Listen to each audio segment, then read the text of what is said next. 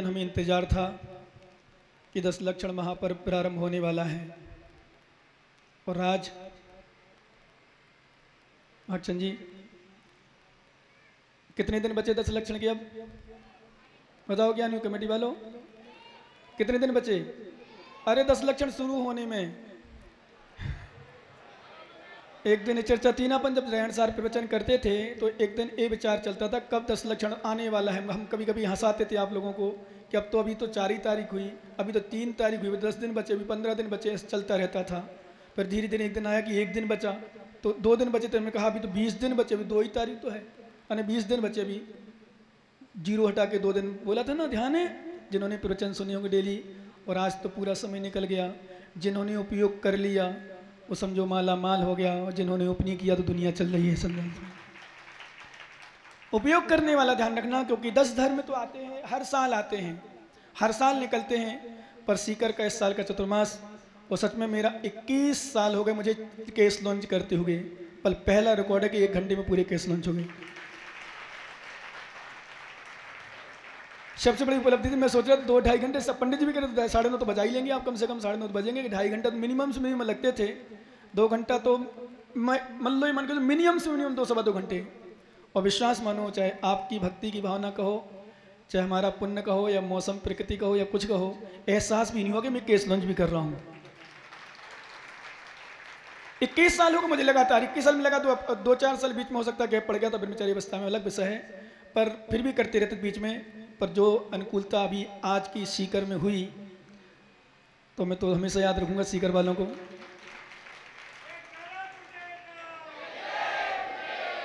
ध्यान देना। ये तो हो गई अपनी सामान्य चर्चा, आपकी श्रद्धा, आपकी भक्ति, आपकी भावना। और सुबह भी आज ध्यान में भी कुछ माताएं कुछ एक्स्ट्रा थी। इसका मतलब चलो लास्ट तुम अंत भला सो सब भला ले लें। कल अपन ने जब आकिंचन धर्म देखा, वो आकिंचन धर्म देखा, तो आकिंचन का मतलब मेरा कुछ भी नहीं बचा, शेष कुछ नहीं है। माताओं बातें नहीं करना, बिल्कुल ध्यान सुनना। और बच्चियां तो यहाँ वहाँ देखना ही नहीं, बिल्कुल शांति सुनना है ना। जो बड़ी हैं विशेष रूप से वो विशेष सुनेंगे, और छोटी तो ठीक है चल रहा है, चलेंगे। समय आएगा दूसरे महाराज माता जी तब उनको संबोधन करेंगे। पर तुम लोग अपना पुण्य समझना बेटा कि आज हम गुरु चरणों में बैठकर जिन देशना सुन रहे हैं, नहीं तो बहुत सारी बच्चियां अभी भी नहीं आ पाएंगी और ना आएंगी। क्यों? क्योंकि चतुर्थ काल में सीता समान सब नहीं थी। द्रौपदी, सीता, अंजना, चंदनवाला सभी नहीं थी। सुपर्णखा भी थी, मंथरा भी थी, और ऐसी ऐसी भी स्त्रियां थी कि जिनके विषय में भी हम बताएंगे, चर्चा करेंगे। कैसी कैसी स्त्रियां चतुर्थ काल में भी हुआ करती थी। ध्यान रखना। कौन होती थी ऐसी? कौन करता था पाप गलत? कौन संबंध गलत बनाता था? उसका कारण क्या है गलत बनाने की? किसको लगी कि गलत बनाऊं? मैंने सोचा नहीं था कि 1 घंटे में मेरे केस लॉन्च हो जाएंगे। सच बता रहा हूं, 2 घंटा तो मिनिमम से मिनिमम मैं सोच रहा था। साथ इसलिए मैंने गंदोदक भी नहीं दिया किसी को, लगभग शायद सांधारा करने वाला दिया, छुल्लक जी को दिया, एक आध और खड़ा था वो 2-3 उनको दिए बस। मंदिर से भी दोनों वेदी के अभिषेक नहीं देखे, मैंने जल्दी भागा दिया ना, मैं जल्दी चला। मैंने चलो अभिषेक तो देख लेंगे, वो सांधारा देख लिया, अभिषेक देख लिया, मूल वहाँ का भी देख लिया, यहाँ का भी देख लिया। पर मैंने सोचा क्योंकि 9 बजेंगे, 9 के बाद फिर 10-5 मिनट शुद्धि वगैरह करना, उसमें लग जाएगा, प्रवचन में लेट हो जाएंगे। पर आपका प्रवचन नहीं टूटेगा, आपका प्रवचन नहीं घटा, आपका पुण्य था, आपकी विशुद्ध भावना थी। इसलिए मेरे केस लॉन्च भी आधे घंटे में तो पूरे सिर के हो गए। और जो आधा घंटा 35 मिनट लगे करीब उसमें लगे, क्योंकि थोड़ा सा बाद में छोटे छोटे रह जाते हैं हल्के से, उसमें समय लगा। परंतु विश्वास मानो, ये सब श्रद्धा और भक्ति का प्रतीक होता है, और पुण्य का भी प्रतीक होता है। आकिंचन धर्म, आकिंचन धर्म ना किंचन में थी आकिंचन। जब केस लॉन्च करा तो मैं आकिंचन धर्म याद आ रहा था मुझे। वास्तव में किंचन मेरा शरीर भी मेरा नहीं है।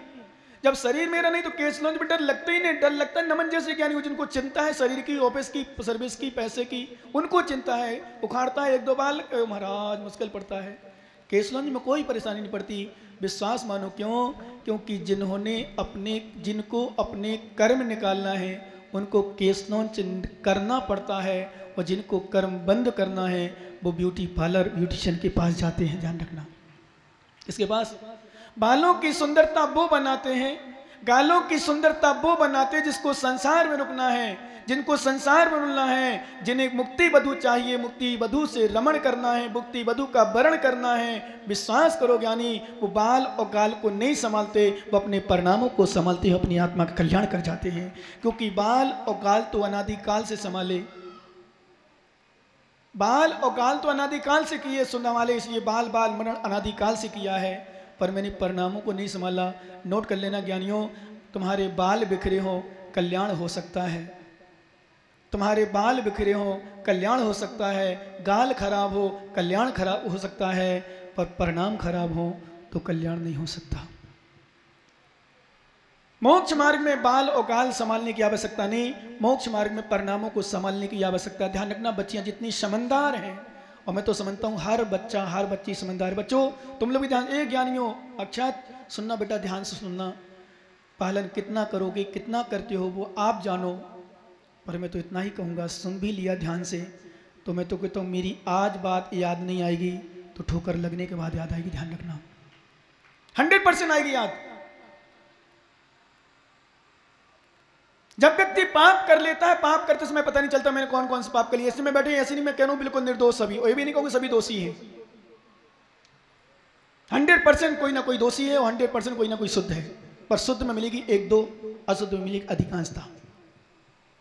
ये चैलेंज है मेरा आज। क्यों? आज परिणति, आज समय, आज तुम्हारा निमित्त, आज शिक्षा, आज मोबाइल, आज टीवी, आज कोचिंग, कॉलेज, स्थिति खराब हो चुकी है। इसलिए ना चाहते हुए भी व्यक्ति के परिणाम खराब हो जाते हैं। आज केस ना देख रहा था, मैं भक्तचंद जी को देख रहा था, कभी सामने बैठे थे, क्योंकि और भी चेहरे बहुत सारे थे, उनका चेहरा बिल्कुल शांत था। बहुत सारे लोग देख रहे थे और सोच रहे होंगे शायद कि जैसे महाराज केसनंद कर रहे, मैं भी केसनंद करूँ, अपनी आत्मा का कल्याण करूँ।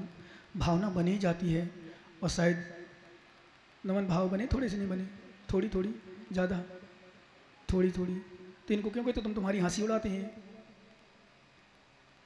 जब थोड़ी बने तो पूरी बने। जब वो अरविंद भैया कह रहे थे भजन सुनाओ, भजन सुना रहे थे ना, कौन सा कल आहार के बाद, मारो पोता माने यो नाती समझे छे, साथी समझे छे, वो वाला।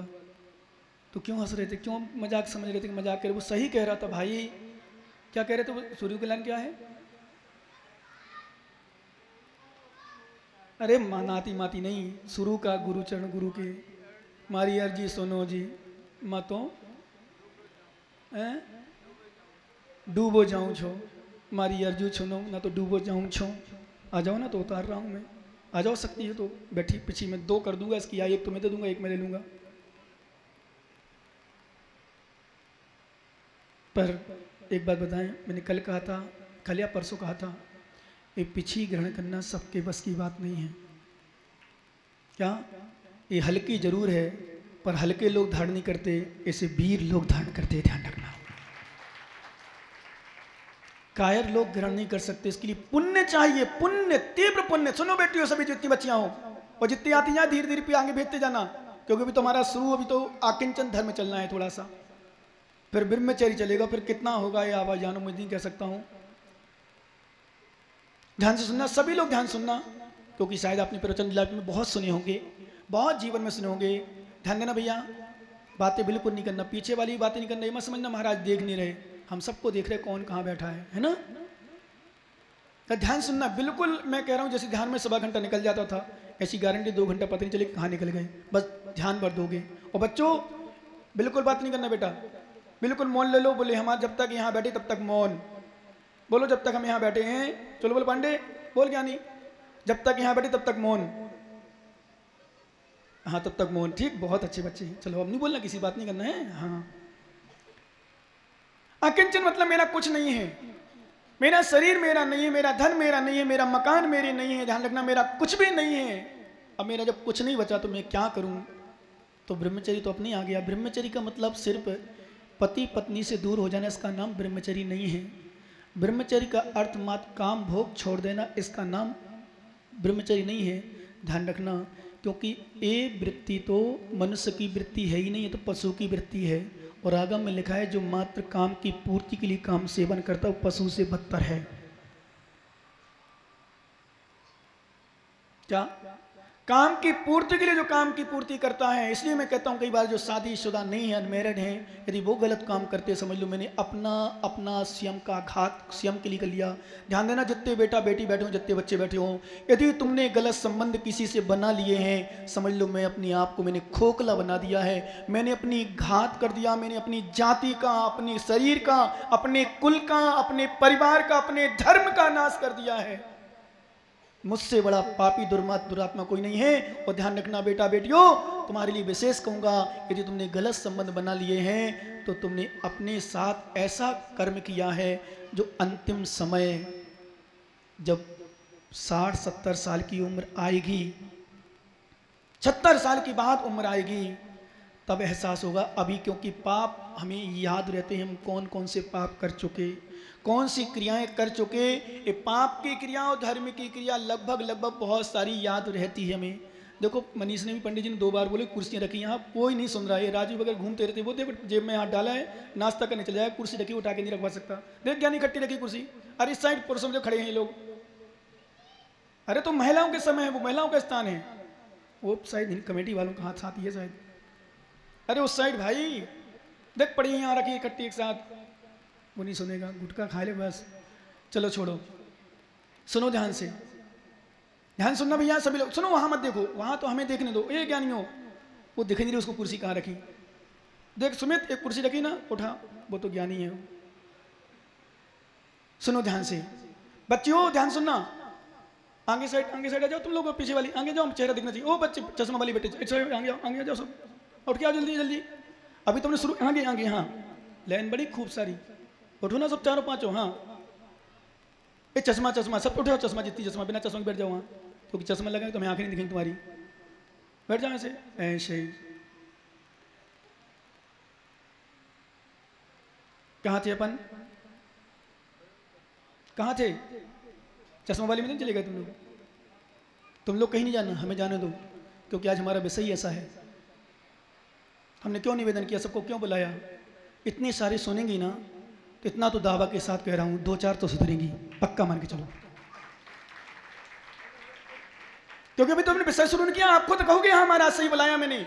आज जिनकी बेटियां नहीं आ पाएंगी और जिनकी बेटियां घर में होंगी, मम्मी पापा स्वयं रोएंगे, और गारंटी के साथ जब गलत केस हो जाएगा उस समय मेरी बात याद आएगी, महाराज ने सही कहा था, ऐसी स्थिति बनी थी। कब? जब गलत केस हो जाते तब समझ में आता कि वास्तव में सच तो यही है। क्योंकि जब तक गलत नहीं होते कोई केस, जब तक हमारी कहते हैं मुट्ठी जब तक बंद है तब तक पता नहीं चलता क्या है, और जब मुट्ठी खुलती है तब समझ में आता क्या स्थिति है। एक दृष्टांत से माध्यम में मेहरौनी का दृष्टांत सुना रहा हूं। यूपी में एक लड़की बड़ी धार्मिक दिखती थी। एक किसी व्यक्ति ने शिकायत करी कि भाई साहब अपनी बेटी को सुधार के संभाल के रखो, ये बीच में कॉलेज में जाती है, रास्ते में, अब नाम पूरा नहीं लूँगा क्योंकि ये चल रहा है, कैमरा 169 देशों में जाएगा, वहाँ भी सुनेंगे, पर मुझे डर उतना नहीं है क्योंकि कर लिया वो तो हो चुके, जो हो चुका है।